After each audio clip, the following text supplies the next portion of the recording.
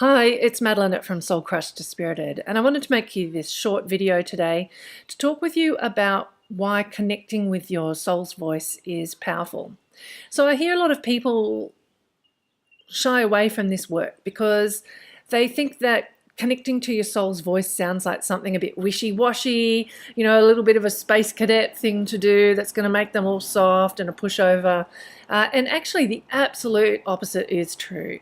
When people connect in with their soul's voice, they become extremely powerful.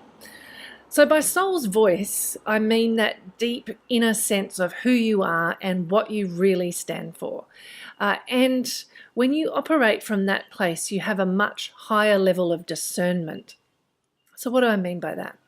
Well, humans are wired to prioritize a near future threat so we want to avoid a near future threat before we continue to work towards gaining something that's further away in the future. And there's circumstances in which that makes a lot of sense. You're out looking for food, you've seen a grove over in the distance with lots of fruit, and then an animal attacks.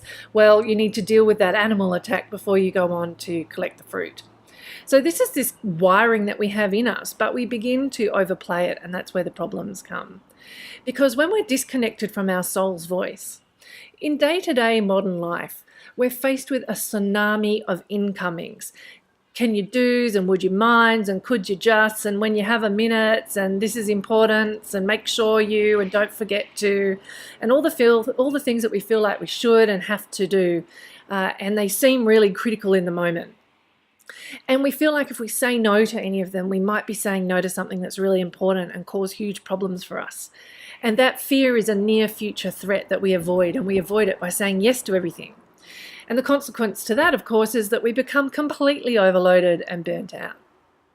Conversely, when someone's connected to their soul's voice, they know what's really important to them. And so they're able to discern amongst that tsunami of incomings what is a genuine yes that they want to commit to and do, and what just seems like one. And if it just seems like a yes, but it's actually a no, they become very, very able to calmly, compassionately, and guilt-free say no. And that saying no then opens up a whole lot of bandwidth to go for the things that are actually really important to you. So it's actually a very, very powerful position. Next time you're faced with that overwhelming tsunami of incomings, you might want to notice how able you are to distinguish between the ones that are actually aligned with your deepest sense of who you are and what you stand for, and how many are just white noise.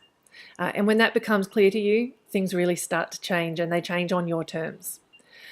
So I'm going to be posting a lot more content like this over the coming year. So if you're interested, please stay in touch on Facebook, LinkedIn, Instagram. I've got a mailing list, website, all the usual places. I'd love to hear from you, and I wish you well. Thanks. Bye.